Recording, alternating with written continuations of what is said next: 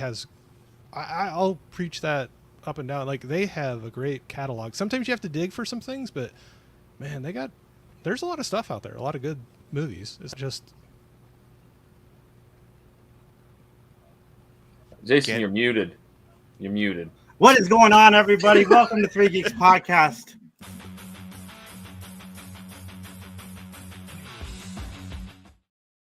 It has been a day. So our third judge canceled like 5 minutes ago. So I've been frantically trying to find a third judge. I think I did. So we're all good to go. I don't know where Max is. But what is going on? Corey, welcome to the show, man. Everybody, this is Corey from Wilkys Movie and Music.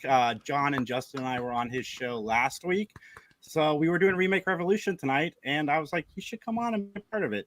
So, Absolutely. I appreciate you having me on. And Mr. John Orlando, so I want to talk about this. So last week was our 10-year anniversary show, and I wanted John to be a part of it. So I asked John back in like the end of June. I said, John, when are you free in August? And he said, well, I'm free on the 18th and the 17th. I'm sorry, the 10th and the 17th. I said, the 10th and the 17th? I said, the 10th is a perfect 10-year anniversary day. We'll do it on the 10th. It's going to be awesome. The night before, John's like, can't do it. Can't do it. I'm like, dude, we planned the whole thing around you. John's like, I'm sorry. I've got Orlando things to do, and I just can't be there. But I sent in a video with a heartfelt, heartfelt, emotional, description of what Three Geeks means to me. So it wasn't like I just was like, whatever, I have better things to do. Here's an idea. Why podcast at 7:00 on a Saturday night? We used to podcast at 10 a.m. on a Sunday. So, I mean... Yeah, and we're old, We've never been one for opportune times. I don't know. Yeah. We like the idea of sleeping in. Yeah, I think the thing was, too, we felt a little bit looser on Saturday nights. At least I definitely felt looser because I was pre-gaming most of the time. Okay, I'm just saying that, yes, that all of that is true. I did months ago set this up, but then something came up where I had some college friends come in from out of town. And but I sent in a video. See, back me up on this, Mike. Okay. There you go. You sent in your cameo. We paid you your $5, and you got most of our name. You got most of our names right. You got $5? I didn't get anything. I was like, I gotta negotiate better when I go out and do these things. I mean, not everyone is John Orlando. Oh yeah, that's true. I'll give you that. I'll give you that for sure. There is only one. I said it last week, but it definitely did. I'm going to reiterate it. It felt like the Seinfeld finale where it was the trial and you just have all the guest stars come back. But this time they're saying nice things instead of terrible things about us. So.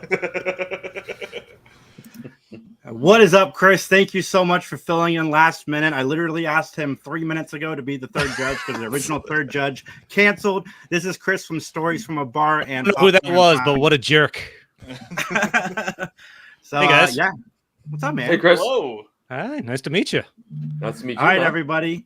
Next week, we'll be back with our normal reviews, reacting to geek news and all that fun stuff. But today is... Let's get ready to remake! I am Mike McG from YouTube's Mike McG TV. Rosebud. And the Three Geeks Podcast and I officially welcome you to the ultimate movie nerd and fan competition. Get away from her, you bitch! Prepare for the Remake Revolution. Here we go. Teams battle it out for geeky dominance as their movie reboot and remake ideas face judgment. Each team's idea lives and dies by 4 specific categories. They are story pitch. I'll be back. Writers and directors. I am Iron Man. Casting. I am your father. And marketing. You are tearing me apart, Lisa! When all is said and done, one shall stand, one shall fall. There can be only one. And the world shall know whose remake is truly revolutionary. The Remake Revolution begins now.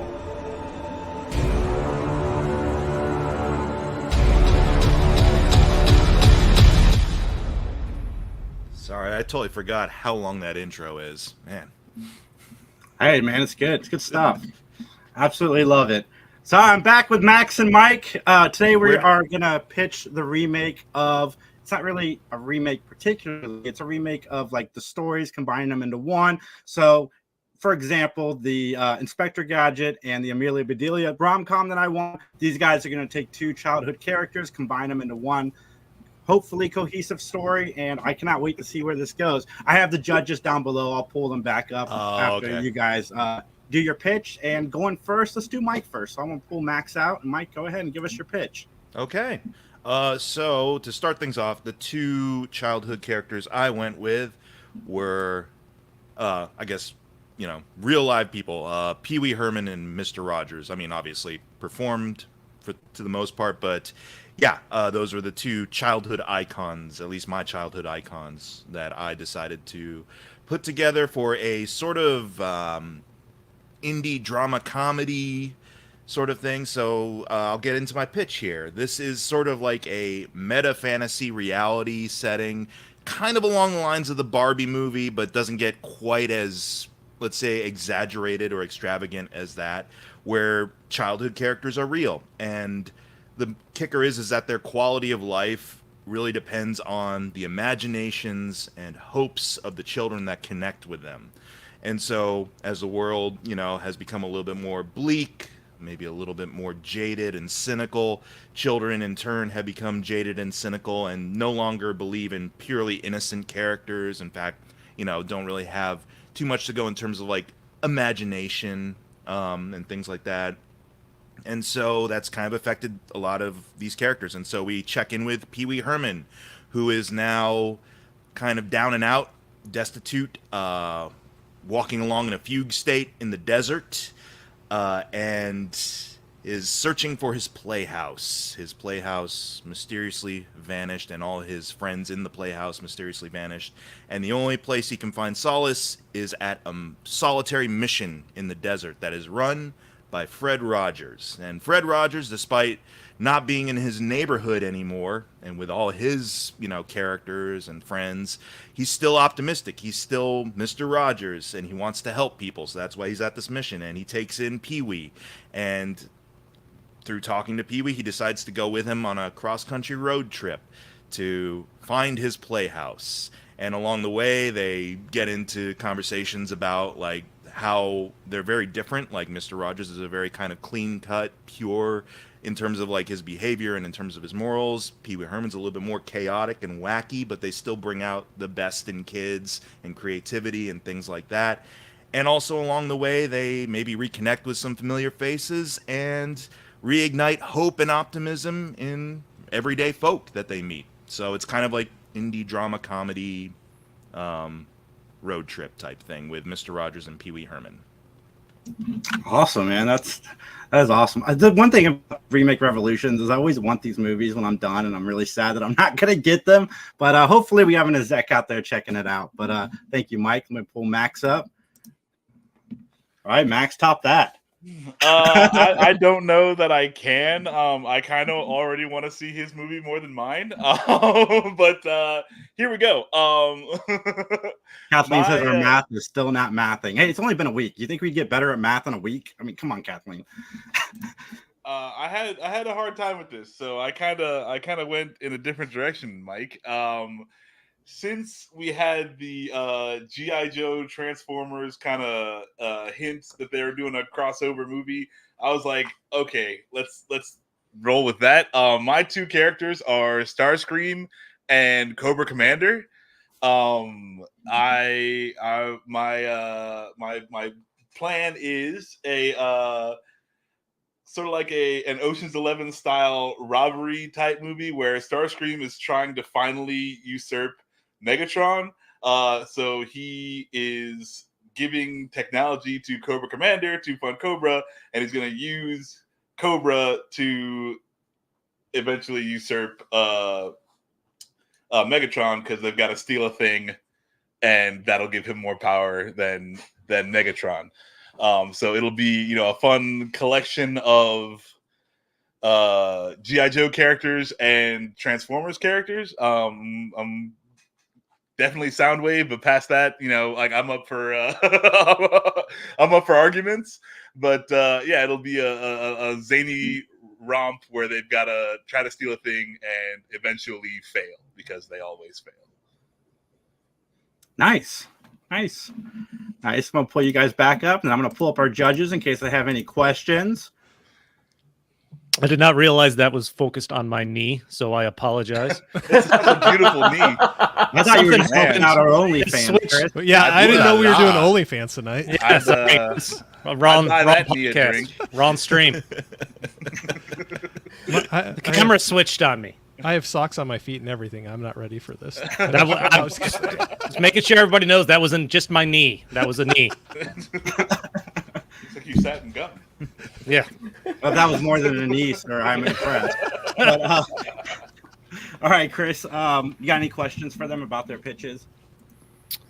No immediate questions. Okay. What exactly are the rules here again? I apologize. Whatever you like best. Okay. Yeah, that's whatever. Yeah. Okay. Your favorite of the two. I'm new with this too, so I'm right there with you, man. And the thing is, it can also go like you may like someone's pitch, but you also may like someone's choice of directors for their story and so forth. So it's not like you stick with one person or anything like that. Yeah, it's you switch. Like, there's 4 different categories. You pick your favorite in each category. I know John's probably got a whole scroll of questions.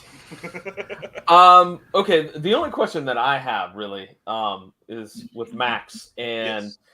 Can you repeat? So the idea is a Starscream Cobra Commander have to steal something to help Starscream overthrow Megatron and become the leader of the Decepticons. Yes. Okay.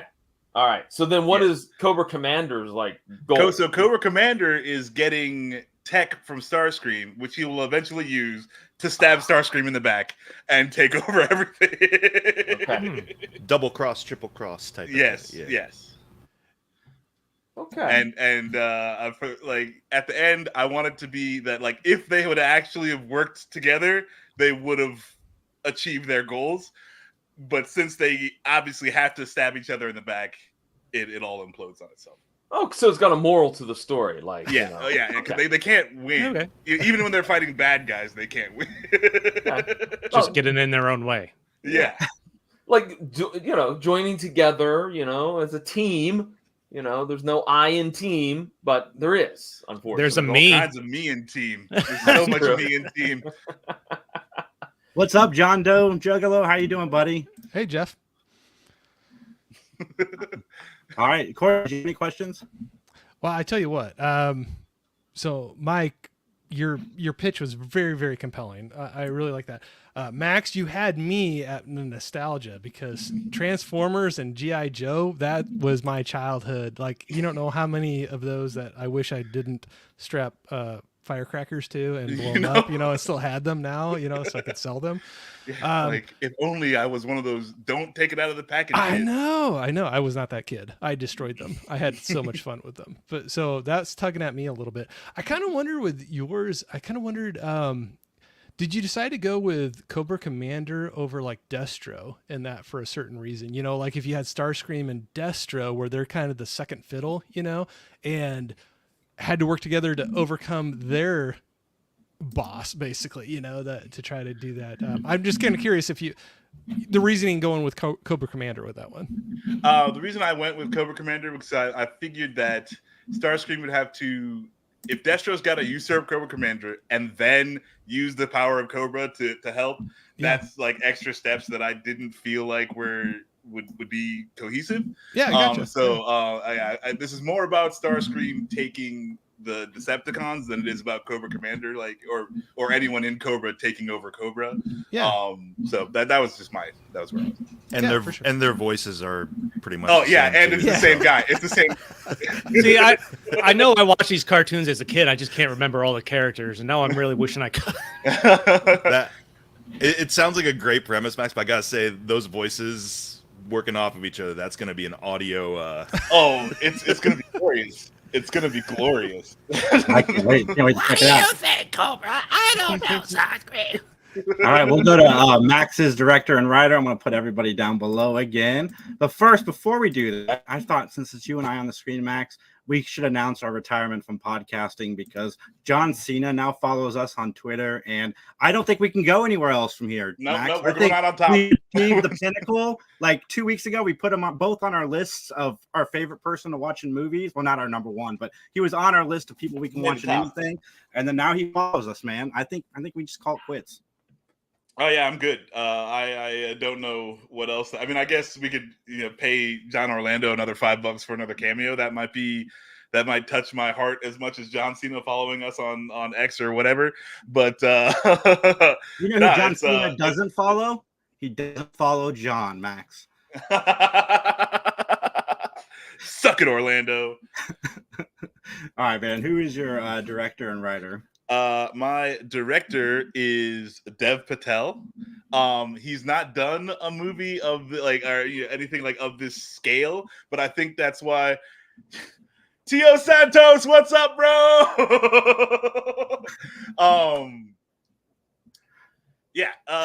Dev Patel to direct because I've just got all the faith in this dude. I think there's if he wants to do it, I think he can do it. After watching Monkey Man, which is his I want to be in a John Wick movie. It's so good. So I think Dev Patel is the right guy. I know he hasn't done anything like this, with a huge budget and big action, but I think he could pull it off. Writing, I would say Edgar Wright. He's always had a good balance between the comedy of a situation and the drama or whatever. So I think getting him behind the script would be a-okay, tip top. Awesome. All right, let me pull Mike up here. All right.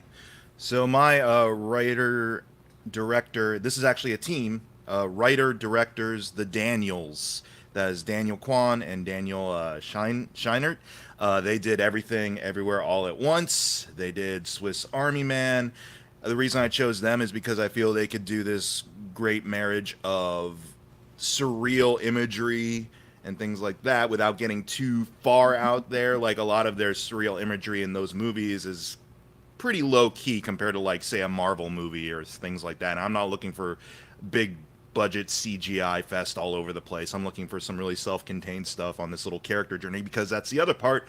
They know how to write characters in really surreal circumstances. And Pee Wee Herman and Mr. Rogers going on a road trip, it can be surreal perhaps, but it can also be very heartfelt. Especially, I was thinking they could get into the deep conversations that Pee Wee Herman and Mr. Rogers could have about their approach to being, kid show hosts or being these kid idols in a way for younger kids that spark imagination. So there we go. The Daniels for my writer-director team.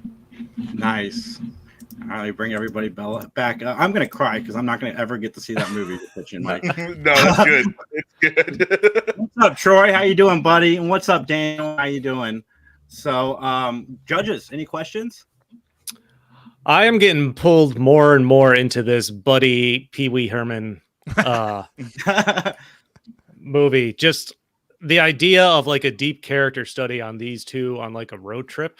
I'll admit at one point when you were going over your pitch, I thought you were leading Pee Wee to some kind of special playhouse.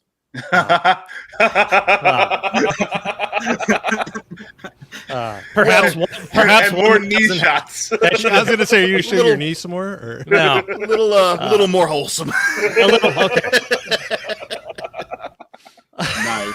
Oh my goodness. I like you brought up Swiss Army Man. That was great. And now I'm thinking of the imagery and stuff from that. That was really good. And thinking of the way for Transformers and Cobra Kai pulling out Edgar Wright. You're going to need some comedy and action in that. Because if Cobra Commander and the bad guys are all getting Decepticons are just getting in their way and screwing up over and over again. I could picture them getting angry with each other. Yeah, but still trying to accomplish the serious mission. Yes, that's what I would shoot for is that line where this is inherently funny. There's definitely some comedy going on here, but also we're trying to do this serious thing to rule the galaxy or whatever. I gotta say, kudos to the judges because they are like making you think they're leaning one way and then they switch it, so you don't really know which way they're leaning. I like Yeah, that. could go either way. We got to have some fun with it. This is how reality TV's done. Like, they got to work till the commercial break, and then. Corey, you got any questions or any comments? I don't have a question, but I have comments. I think both of you, this is a tight one. I think you both did some great choices for the directors on both of these, because I could see, like you said, for the Daniels with everything, and then Swiss Army Man, there's a lot of quirkiness to that, and I could definitely see that lending into Mr. Rogers and Pee Wee Herman for sure. But then like leaning over to, looking at that Starscream Cobra Commander like mix, like Dev Patel and Edgar Wright. I mean, you'd have that action. I agree. Monkey Man was awesome, I thought, and he showed he has some chops with some gritty action scenes. But then I think that would be a great mix too with Edgar Wright, like throwing a little comedy. And so I'm going to say right now, man, neck and neck, you both swung for the fences on this. I think both have some nice picks for the mix that you're doing. So anyway, that's just me talking. I don't know if that really helps or anything, but just a comment. I think you both are, I can see where you're going with both of those. So. All right, John, we're out of time. Let's go to Mike. I talk way too much. You guys gotta just tell me to shut up. Real quickly, before we go to Mike, real quick. First of all, I am heartbroken that John Cena does not follow me on Twitter. So you poking fun at that's not cool, man. That's not cool. I mean, hey, like John Cena doesn't just follow anybody. Can you make that its own window? Apparently, to really. Like there's a seventh person. Is that going to be your logo now in the corner? You're going to have that logo up in the corner now from now on. John Cena approved. We're verified. John Cena approved. Yeah. But here's the thing, John. John Cena is following you. You just can't see him. Oh, there you go. I love it. Mic drop. There you go. It is. There you go. It's up in the corner now. Yeah, it's up in the corner now for John. Not everybody can see it, but we know what it means. You know. Oh man, yeah, we're putting that on everything. Did you have any comments, John, or questions? No, I have nothing for the guys. All right, awesome. Mike, who is your cast? All right. So yeah, this is a challenge because our two leads, the people who portrayed these characters, have passed away. So the goal is to try and find people who can embody these characters in looks, but also maybe in their behaviors and mannerisms without drawing too much attention. Now, I decided for Pee Wee Herman, I wanted someone who could headline a movie, but also perhaps it wouldn't be too distracting, and who I think needs to be given his due about embodying someone else other than what he's been known for, which is Michael Scott from The Office. So for Pee Wee Herman, I went with Steve Carell, because I feel like if you give him this more kind of down and out version of Pee Wee, it'll be very similar, or at least not 100%, but along the lines of something he did on another road trip movie, Little Miss Sunshine, where Pee Wee's just lost a lot of his exuberance and optimism, and he's sad, he's depressed, and he's needs someone to lift him up out of his depression to be kind of the happy-go-lucky guy that he was, the wacky, kind of unique, quirky character that Pee Wee Herman is. And so he could embody those quirky moments, but he has to, like, earn it. And so I like subdued Steve Carell performances, and I think he could do something really good with this.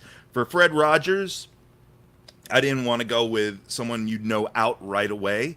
So I wanted to go with Bradley Whitford. Bradley Whitford, you would know him from The West Wing. You know him from Get Out, the guy who would have voted for Obama a third term, and other great like character actor moments. But I think he can do a really demure, gentle approach to Fred Rogers and really be this soft-spoken, soulful kind of anchor for Pee-wee to sound off on during the trip.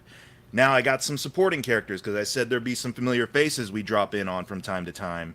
And so I decided get a little bit from each character's world. So first we have Daniel Tiger, who is now currently residing in the San Diego Zoo.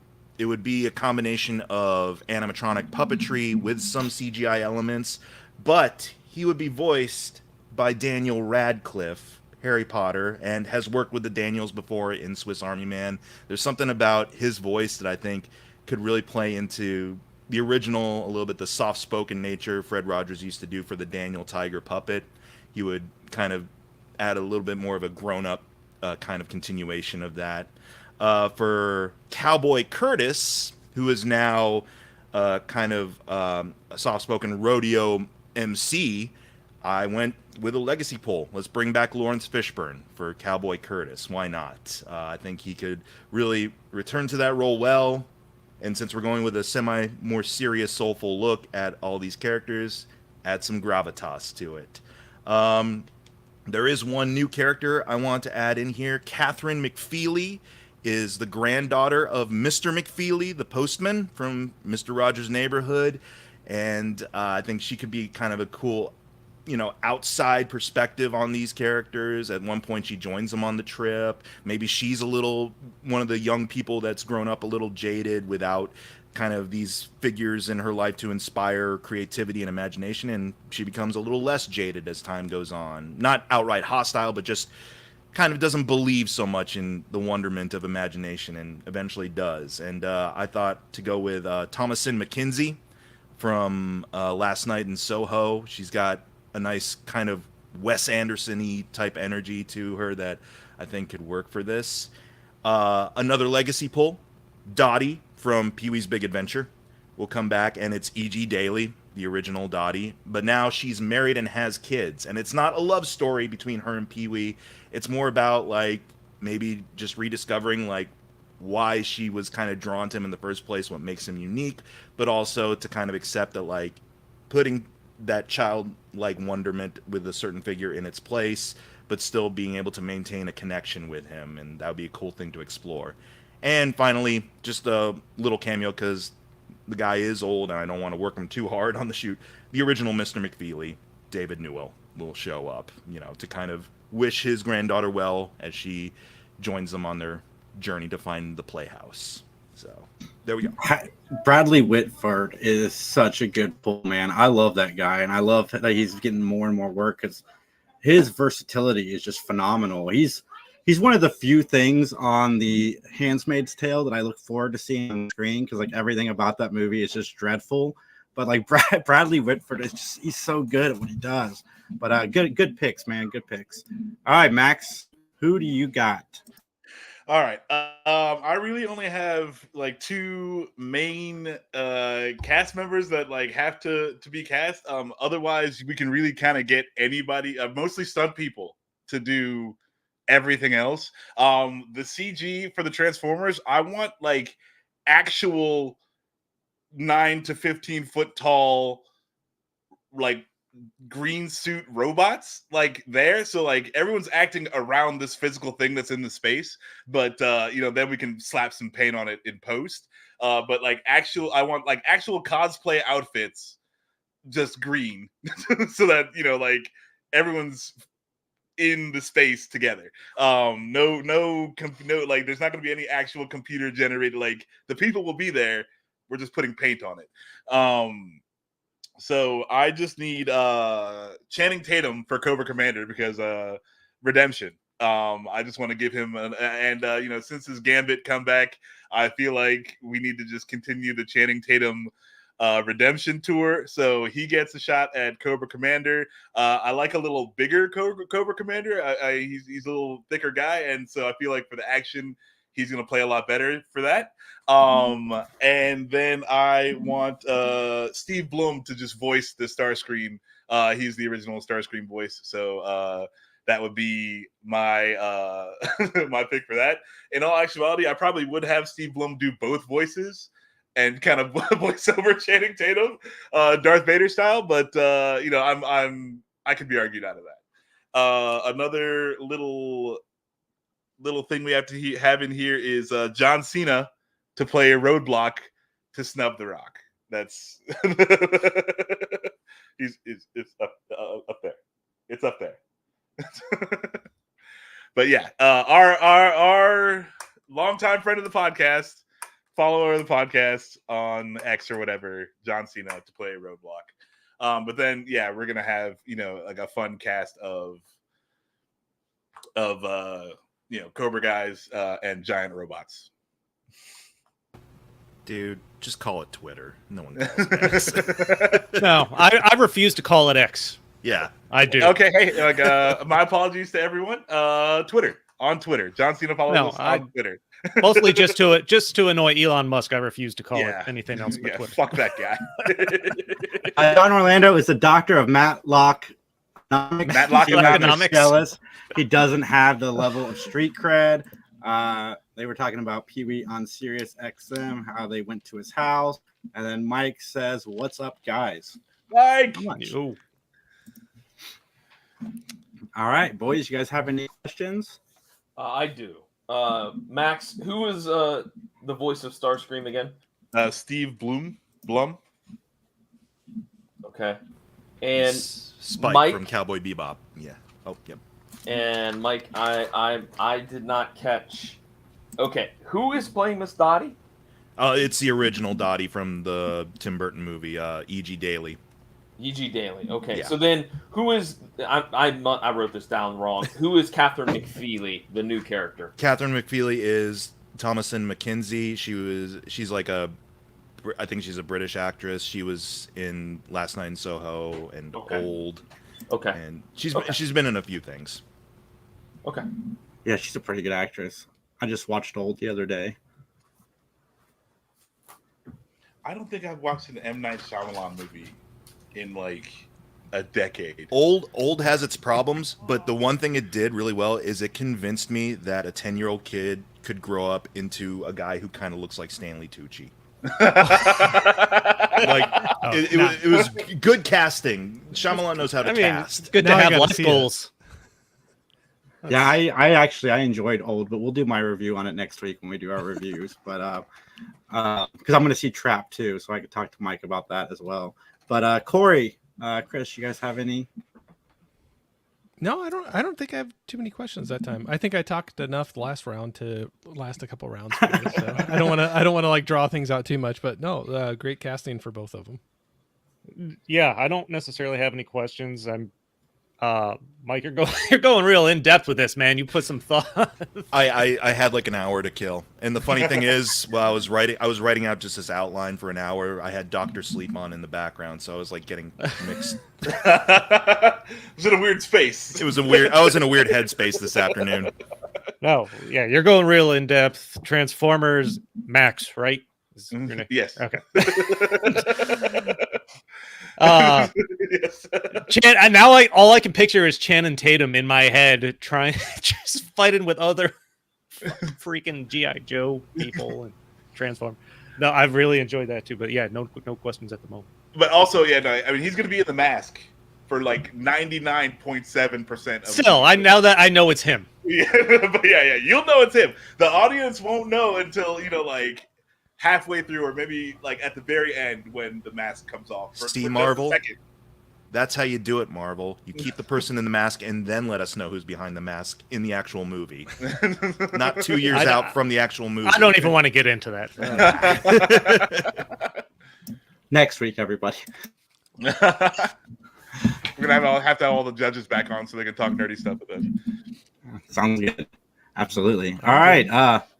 Max, what is your marketing campaign? Oh man, we're going full 80s marketing. Metal Transformers, Cobra toys, vehicles, full press push with the toys. 100%. I do think we should move a little more towards the collectible side because toys just don't do as well as they used to. Fully posable, fully transformable Transformers. And a whole line for the movie past the regular, like media blitz. Awesome. All right. What about you, Mike? So we're saving music in case there's a tie, right? So I'll keep music out of the marketing for right now. But with marketing, I don't know. I felt kind of weird because Pee-wee, sure, there's marketing stuff there, but Mr. Rogers, I kind of felt like it wasn't really so much about merchandising with that guy so much. I don't want to, quote unquote, dishonor him in that sense, but there has to be some marketing. So I'd say, some nostalgia grabs, a reissue of the Pee Wee Herman doll, now with a more Corel-ish type likeness. With Mr. Rogers side of things, maybe reissue kind of a Daniel Tiger puppet. So that way, it's kind of an updated version that looks the way it's going to look in the film. But also, it's a simple puppet that kids can, put on their hand and act out and imagine things and so forth. It's not like a video game or anything like that. It's something tactile. They're both tactile toys that kids can have imaginary adventures creating.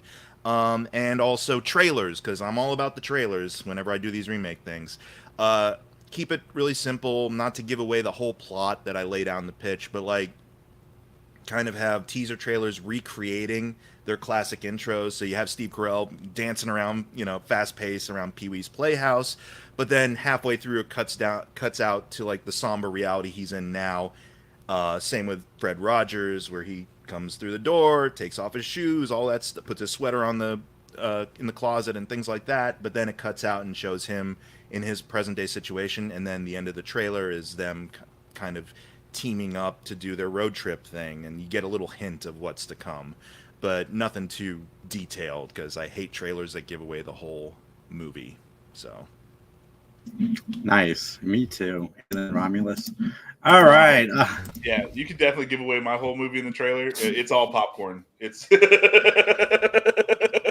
See, I think this is where Max has the advantage, because he's not wrong. This is a popcorn type movie, and pulling out the 80s nostalgia, the toys, trying to get that collectible vibe again, and being able to market the hell out of that stuff.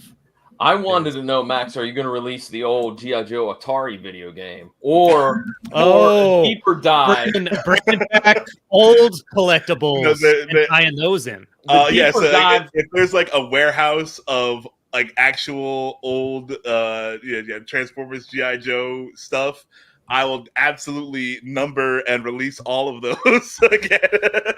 I don't know if people remember, or if you guys remember, but there was, because my buddy had a Commodore 64, and there was a G.I. Joe game for that was heads and tails better than the stupid Atari one. Like, it was badass. Like, it was all in color, and it had great pixel count. It was entertaining. It was challenging. You could pick a variety of different, you could pick Snake Eyes, you could pick Roadblock, you could pick Scarlet, and that. So it was by far. I will say yes. We will have a specific line of toys that play the Atari and Commodore 64 games on them. Like, you can pick up your Starscream and play the Atari game. There you go. All right, what is up, Chris? 3 Geeks, looks like you're missing one. Wait, there's now 6. I'm so confused. What's up, guys? Yeah, man, 3 Geeks math. Never gets old. Nope, 3 times 2 minus 1, right? What did you guys think about Blade showing up in Deadpool? Freaking awesome. It was great. It was so good. Tatum as Gambit. Apparently I'm in the minority that I don't need more than what I got in Deadpool and Wolverine, but like the internet wants more of what they got. So I don't know if I could take a full movie of that. Yeah, there's no way.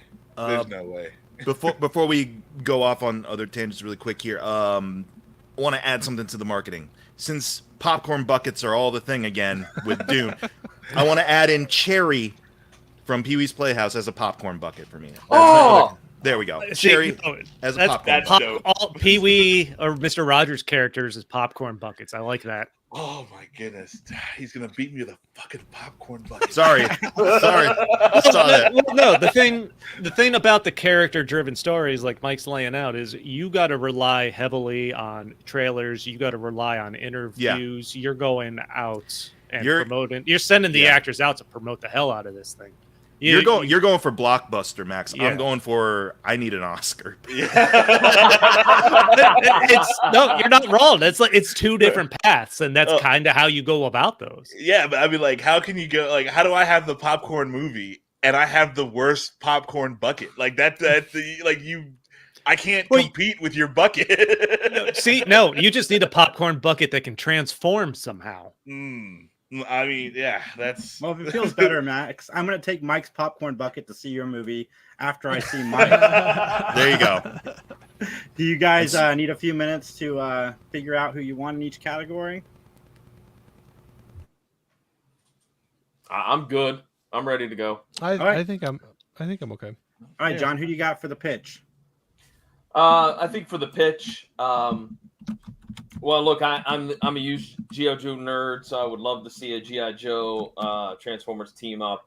I like the idea of the heist movie, but I mean, hands down, Mike, that pitch is chef's kiss. I mean, to take those two characters and you've blended them together in this pitch so well that, like Jason says all the time, I want to see this movie. It'll be a box office bomb, but that's okay. That's the way it goes. So Mike gets my pick for story pitch. Well, also, Mike, your movie is going to cost like $2 million to make. I guess so. Yeah.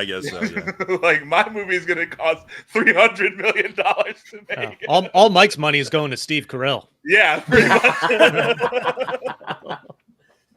All right, Corey, who do you got for the pitch? Okay, so that's where I'm just putting this together. So we're voting per category. Yep. Is that correct. Okay.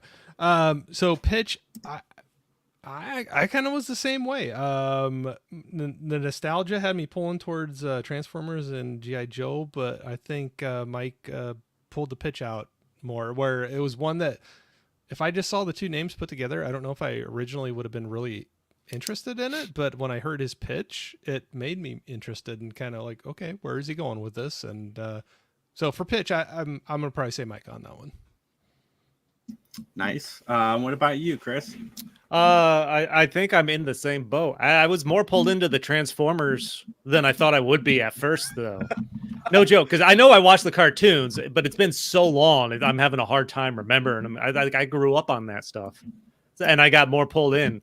And the idea of Mr. Rogers and Pee-wee at first, I'm like, really? Yeah. But the way you explain it is just like they've been beaten down by life. They're kind of down and out, going on this trip, trying to kind of find themselves, bringing in the granddaughter, Mr. Rogers' post-band's granddaughter. Yeah, as like, McFeely. Yeah, as kind of like this conduit between the two and trying to reconnect them with the younger generation, not going to the wrong playhouse. I don't know, the story. You really pulled me in with the story there, and now I kind of really want to see that. Yeah. All things being fair, I also want to see Mike's movie.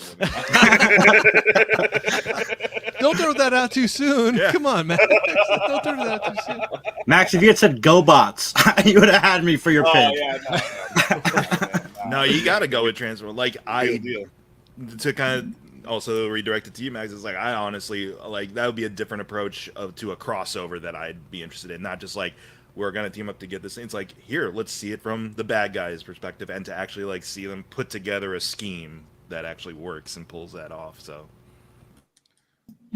yeah, nice. I like that. So guys, for director and writer, who did you guys pick? Let's start with Chris this time. I'm still on the Pee-wee and Rogers train here with Mike, with Dev Patel and Edgar Wright. I have admittedly not seen Monkey Man. That was that's Max. Yep. Matt, we're getting there. Wait, you had the Daniels. Sorry, yeah, I wrote the that down. Yeah, Max had Dev. I like that director writer combo better. So Dev Patel, you're right. Yeah. You're right. Okay. Yes. Good. That's a point for me. Woo! On the board. That's what I'm talking about. I had columns on my notes and I got them mixed up. I went to go take a sip of beer or something. I guess I lost track of where I was. All good. Fine. All good. We got there. What about you, Corey? I'm gonna follow suit. I like both of them, and I thought, like I said, this was very neck and neck with me on that one. I was talking about that earlier, where I could totally see the combinations that both went with on that. But when I'm thinking of the combinations of those, I think the Dev Patel, Edgar Wright with Transformers and G.I. Joe pulled me in a little bit more. So I'm gonna go with Max on that one. Good job, Max. Fucking comeback trial. Let's go. Not that John's vote's going to change anything, but John, who did you go with? It's like slapping them before you. Yeah, I know. First the John Cena thing, and then yeah, jeez. Anyways, look, I think Mike, it's a bold pick for the Daniels, but I was more pulled towards Dev Patel and Edgar Wright with Max because to me I feel like there's that chance that the Daniels go too far, and with it already wacky type of buddy movie that like they you have to keep tight reins on them, I think, and if you're doing that, to me, in my mind, why have them if you know that is a possibility? So I picked Max. That's a good call, because if I was the producer, I'd be like, have at it, boys, and that's how it becomes the bomb. Do whatever you want. Oh no. All right, good job, Max. Next, here we go. Back on it. All right, Corey, cast. Oh, that's a tough one.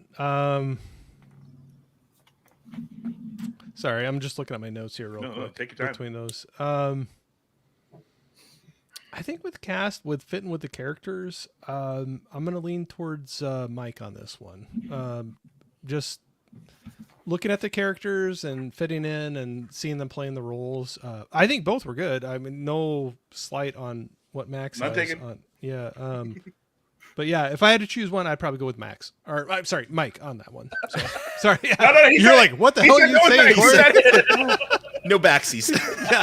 I mean, That's a both their verbal names, agreement and holds up on Judge Judy. both names start with M. Yeah, I So, know. I mean- I was about to say, it's like, man, we sure picked them here. Both one syllable. Mike So with we'll them. start with them. So sorry, Mike is my official choice on that one. This is So. bullcrap. I want a review. Yeah, right. He said my name. He said Count my them again. name. Count the votes again. Count the votes again. All right, John, who do you got?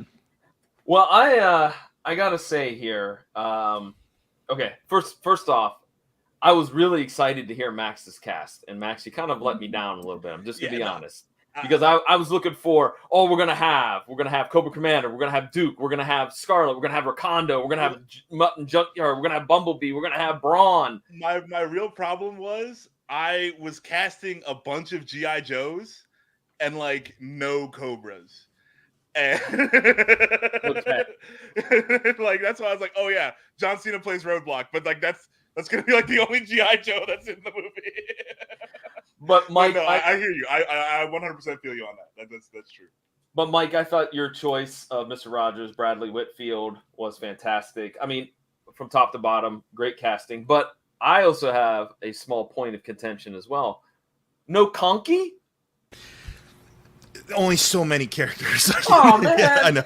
He didn't make it, bro. He didn't make the list. He's sort of like John Orlando on John Cena's follow list. How about this? I'm not saying there can't be like Easter eggs throughout or anything. I was gonna say Easter egg of a rusted out Conky, like somewhere in Nevada that you go driving past. That would be great. There you go. John's like Warner Brothers. He's like, put more characters in your movie. Do it. Get them out. Get them out.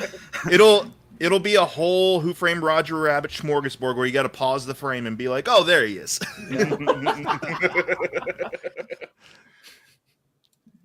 All right, Chris. I was in agreement with John here. I thought you were going to come up with some more names, Max. Admittedly, No. I feel you. I 100% felt terrible at my list, but I know, but I do enjoy just having John Cena and Channing Tatum in that kind of movie with some defining characters there. They fit. Like that's good. I think that would be that. I mean, I want to watch that too. But Mike, as soon as you mentioned Steve Carell, I wasn't so sure, honestly. Because I'm at the point in my I'm like Steve Carell, big fan of The Office and other stuff he's been in. I'm like, am I sick of him yet? Like that's what I had to think about for a minute. Yeah. Like, when's the last time I've watched him in something? You hear him all the time because Despicable Me. So and that's probably it. And I'm picturing just a random scene in my head where he's just sitting in a passenger seat with Mr. Rogers driving, just looking beaten down and really getting into some deep conversation. I'm like, oh man, that would be kind of cool. And I admittedly had to Google Bradley Whitford quick to refresh myself on who that was. I'm like, and Billy Madison came to mind as soon as I saw his picture. I'm like, oh, all right, now I know where I'm going with this. I'm like, holy cow, that's a great pick.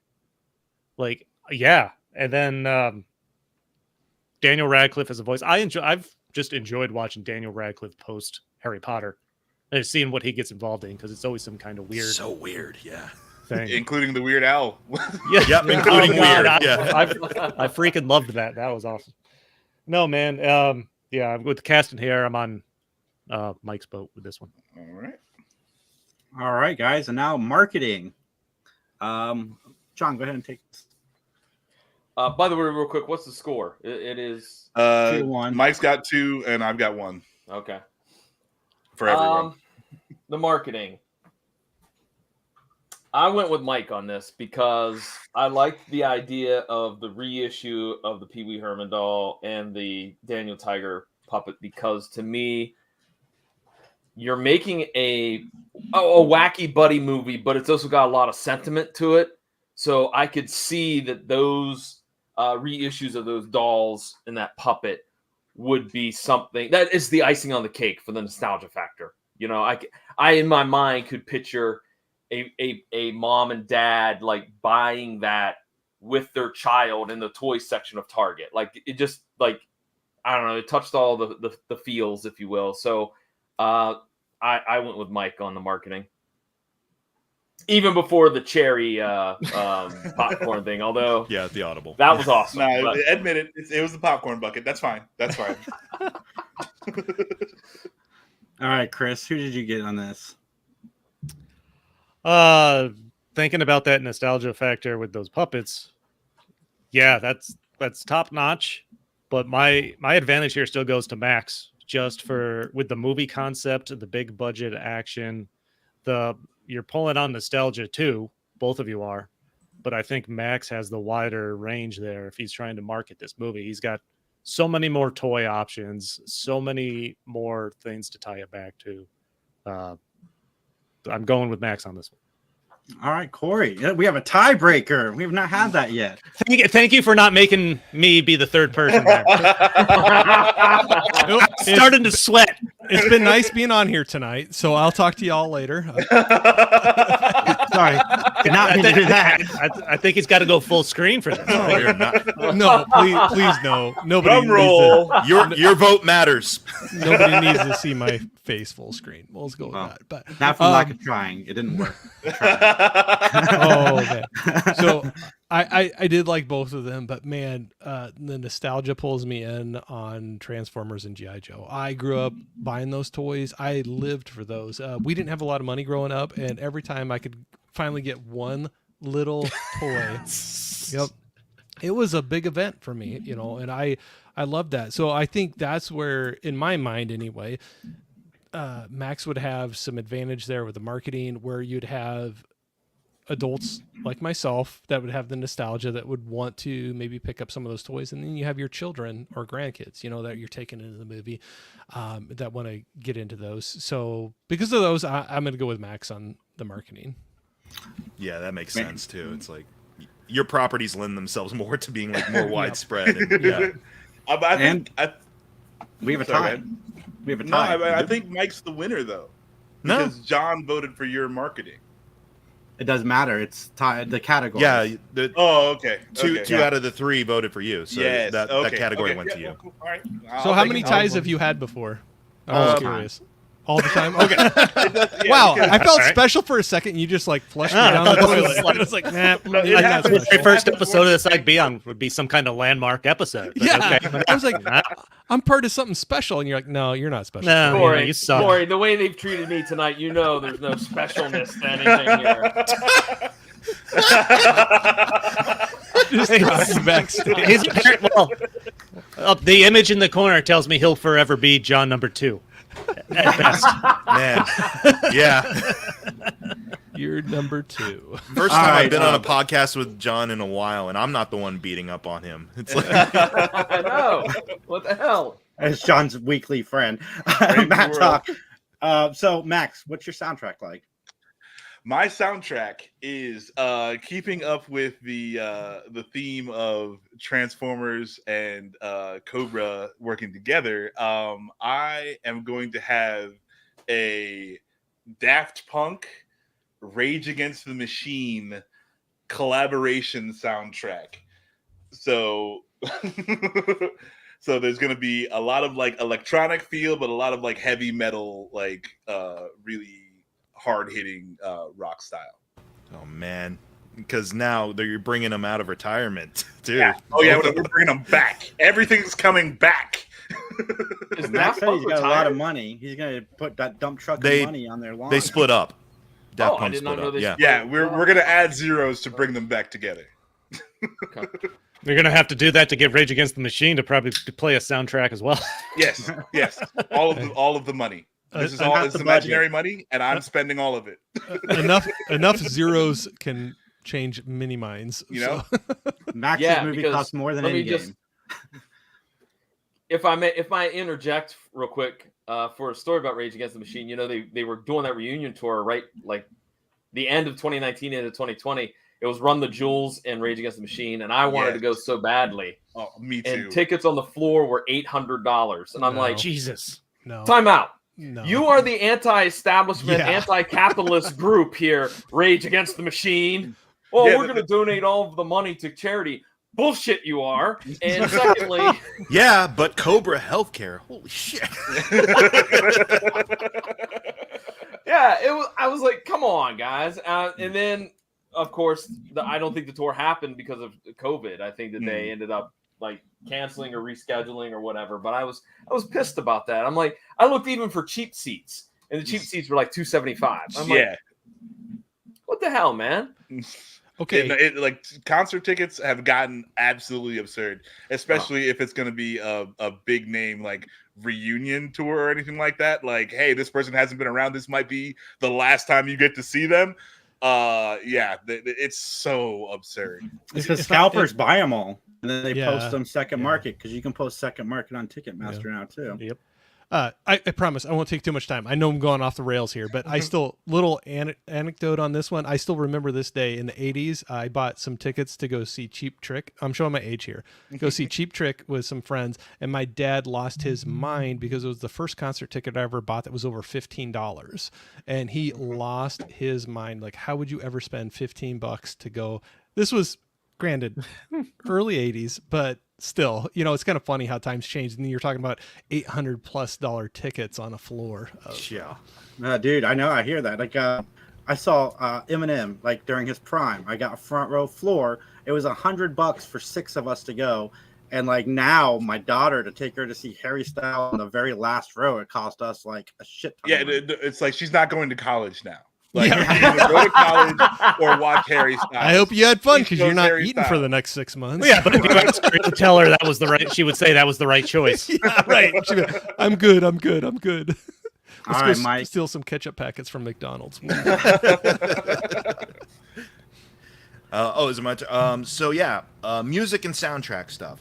So I probably won't have a lot of like, you know, outright songs on the soundtrack so much, aside from maybe a couple here or there, like old-timey songs that harken back to the days of, say, like Mr. Rogers and Pee Wee Herman. However, the score will be composed by Trent Reznor and Atticus Ross, who have done some great team-ups on Fincher movies, and they did the awesome score for Teenage Mutant Ninja Turtles Mutant Mayhem this past year. I really love the music that they put into that movie. And then, as a special treat, I bring in John Baptiste. He was the band leader for Colbert's Late Show for a while, but he is a jazz pianist, and he could do some awesome jazz piano covers of the Won't You Be My Neighbor song and the Pee-wee's Playhouse theme song, because I heard him do sort of a jazzy piano version of Sonic the Green Hill Zone level from Sonic the Hedgehog for the Sonic the Hedgehog movie, and I was like, don't like that movie so much, but I love that track. So Jean Baptiste for a couple of piano covers, and Trent Reznor from Nine Inch Nails, and Atticus Ross for the overall score. Didn't Trent Reznor do the soundtrack for The Raid? I don't know. Either way, I don't think. I'm not sure. He's been Fincher's go-to guy since, I think, The Social Network. Don't they have another one that I just read recently where they're tapped to do the soundtrack? Tron? Ross and Tron, yes, thank you. The new Tron movie. Yeah. And that one they actually using the Nine Inch Nails name to announce that one. All right. Yeah. Nice. Nice. All right, guys, let's go down the line real quick. John, which soundtrack? Mike, you got it. Atticus Ross, Trent Reznor. I mean, and mixing in John Baptiste. Mike, you get the pick. You get the nod. I'd be lying if I said I wasn't underwhelmed by both of these. But I understand. Well, I understand Max's path. I can't stand Daft Punk though. Can't stand it. I understand it fits that movie. I'm admittedly not I've never been a huge Rage fan, even though I'm into heavy rock and stuff like that. I don't know. I've just never got into them. I was hoping for a little more like indie type soundtrack, Mike, because that's the feel the movie has. It's like an indie type movie to me. Not that it's an indie movie. I'm not mad about 9, but I'm leaning towards Mike on this one. I mean, I've never been a huge 9 Inch Nails fan necessarily, but I can get into some of their stuff. I like the idea of the jazz covers. In Daft Punk. Yeah, but I'm going with Mike. Nice. That's and the then, that's the game. But Corey, what were your thoughts?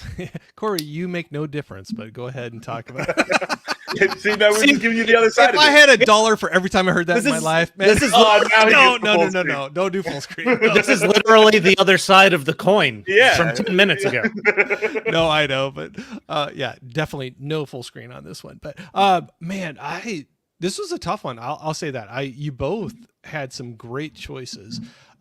So to make it shorter, so I don't drag things out, nostalgia. I'm just leaning into nostalgia. I'm going to go with Max on this one because I remember like there were some movies like Judgment Night back in the 90s where they had these collabs of heavy metal and rap that just blew my mind at the time. And there was a few others, but you'd have things like Anthrax and Public Enemy. And I don't know, for the time that just blew my mind hearing these two. You think they're so different music and they just came together so well. And man, like the Judgment Night, I still have the original cassette that I bought when that thing came out. And I'm old. I'm old. $2. But, yeah, right. $1.99. But I thought that was very cool when you could find two groups that were, maybe on the surface you think they're polar opposites, but they could come together and make some rockin' songs. And anyway. Yeah, nostalgia. I'm gonna go with Max on that one. Corey, and that's kind of what I was thinking. I know. Who's Paul? Non sequitur there, but okay. Why did you pop that up? Watch our only knees. Yeah, only knees. You're welcome. You don't have to display every comment, Jason. Yeah, what the hell? Like that was derogatory. I want to pop that one up.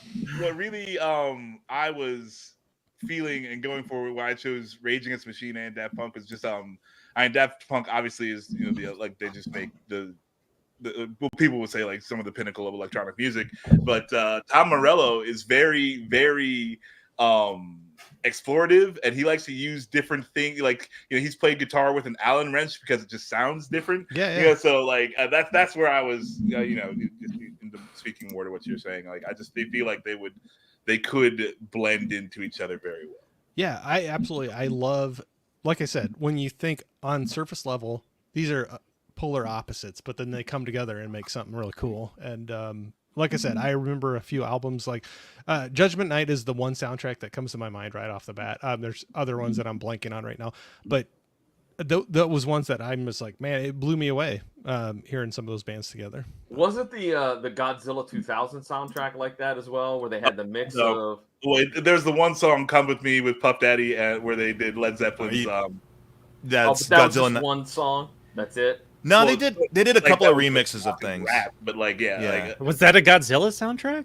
Godzilla 1998, the American Godzilla you're thinking of, right, John? Yeah, the one with Matthew Broderick. Yeah. They had it was Diddy doing "Come with Me" set to Kashmir. Yeah. And then they did a cover of Brain Stew, or no, Green Day did Brain Stew, but it was remixed. So now it was Brain Stew, but with Godzilla roars in it.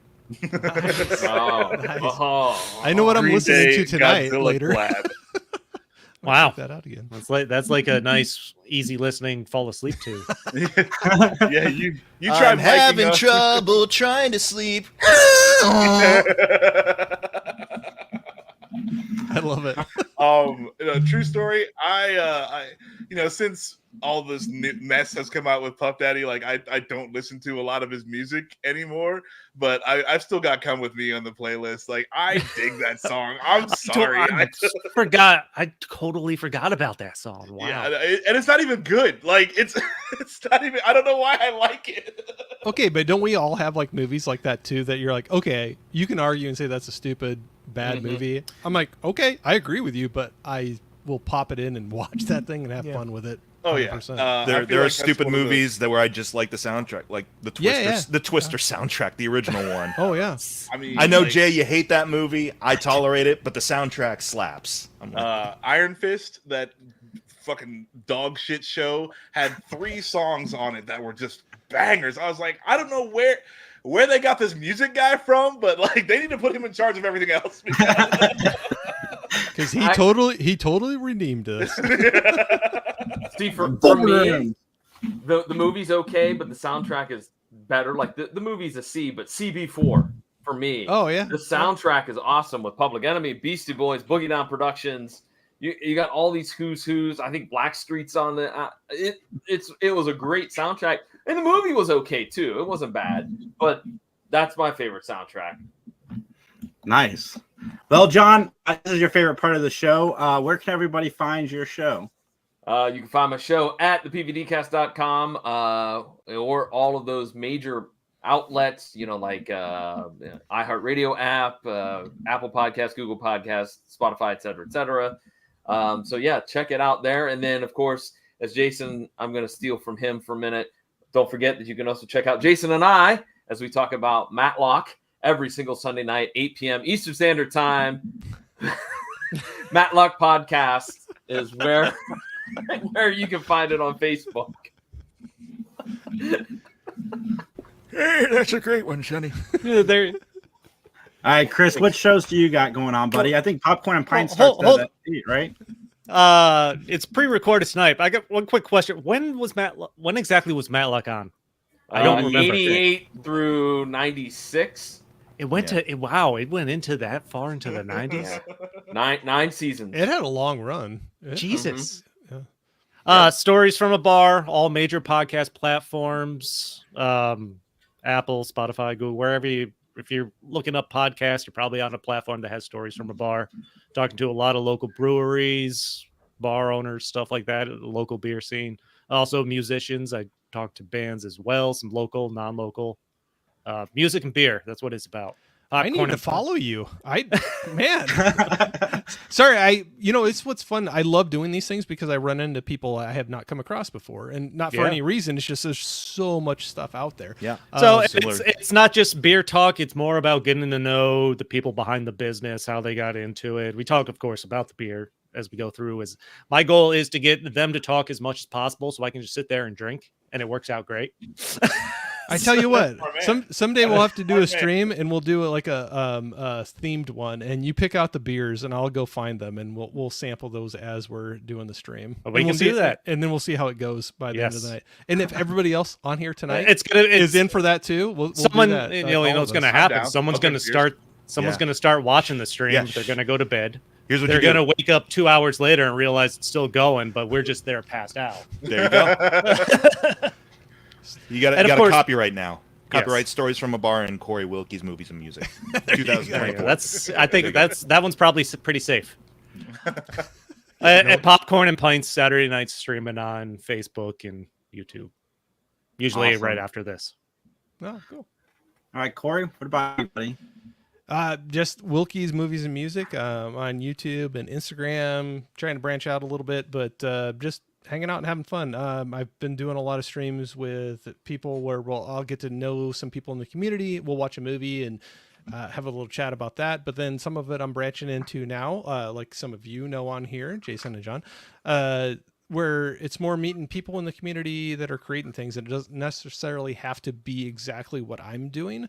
And so that's where I'm kind of branching out a little bit. And I think maybe all of us hit that at some point where maybe you have some interests that fall outside of that initial little narrow market that you like what you originally started doing.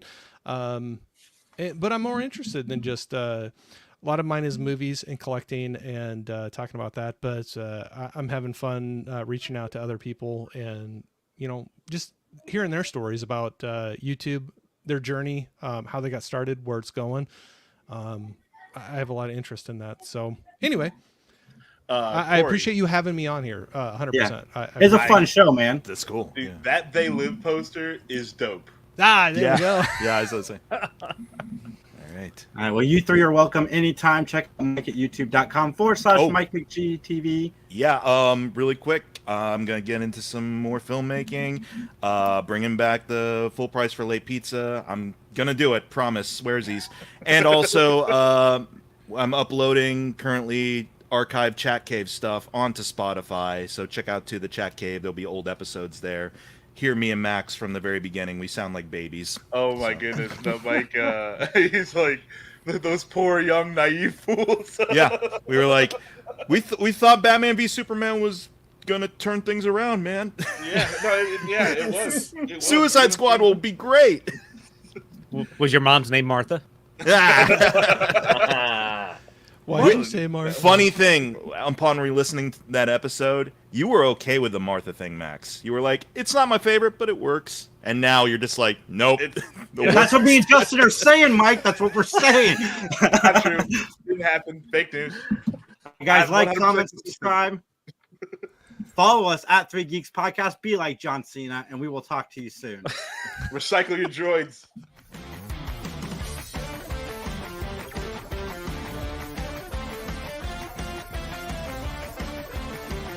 I don't like being muted. Cut that shit out. Mute me. And his name is... I need some good intro theme.